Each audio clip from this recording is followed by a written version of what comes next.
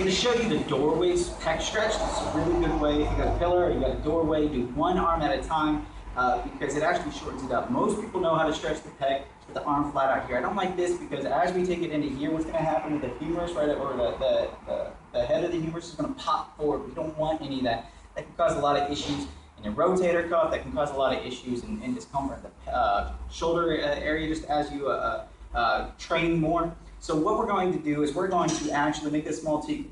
So instead of here, right here, we're going to bring the elbow up here, and it's actually going to keep this a little bit safer. So we're shortening up the lever, and I want you to focus on pulling the head of the humerus, the head of the arm muscle, right where your bicep is, or a little bit higher into your shoulder, pulling that down and back.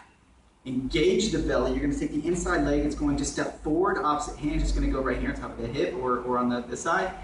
And looking it straight ahead, you're just going to lean it forward. Now, you don't have to go really far into it to get a stretch. So I want you to concentrate on pulling the arm down and back using these muscles right in here. Those are your rotator cuff muscles. Focus on pulling it down and back.